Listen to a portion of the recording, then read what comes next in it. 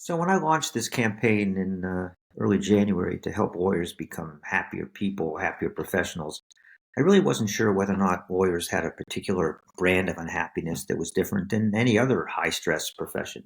Just here in my neighborhood, I have a coaching client who's a nephrologist. He's a kidney doctor. He deals with people on dialysis, end of life. I have another client who's a dentist, and Lord knows they have a lot of stress. So I don't believe the lawyers have cornered the market on unhappiness, but I have recently come across maybe a missing factor on why there's so many unhappy lawyers, more so than maybe the profession attracts people who are prone to unhappiness, creates unhappiness. It's that we choose to remain unhappy.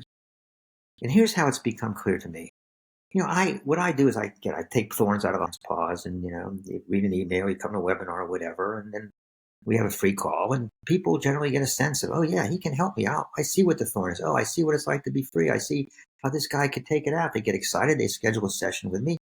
And then one of two things happens between that call when they sense their possibility to really lose the biggest obstacle standing between them and happiness and the actual removal of the thorn. And one is they just don't show up. It doesn't happen a lot, but it happens enough.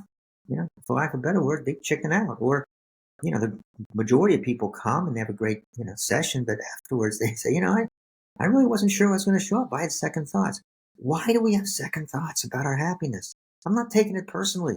I don't think it's about me. I think it's about happiness because look, I've kind of taken the risk out of having your thorn removed. You worry about money. Hell, I'll give you your money back if you don't like it. If time doesn't work.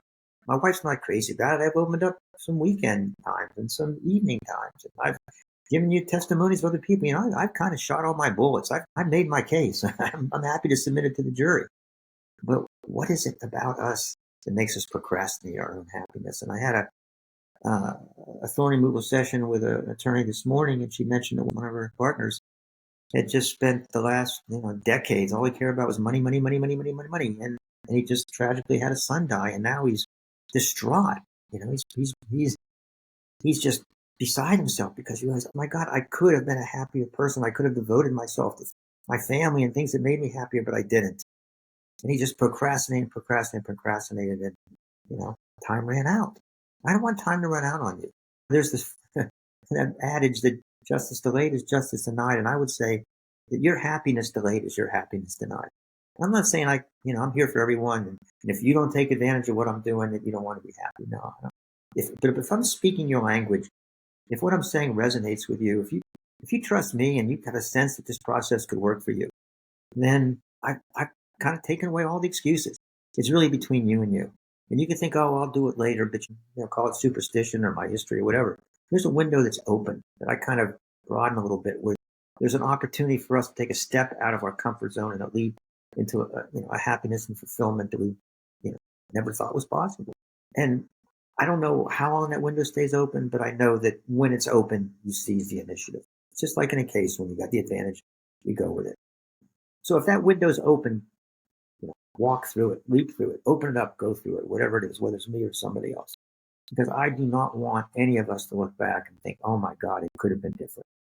So the time is now. Seize it. And I say, if you won't seize it for yourself, seize it for all the people you love and who love you, because their lives will be profoundly changed when you take your own happiness seriously enough to no longer procrastinate.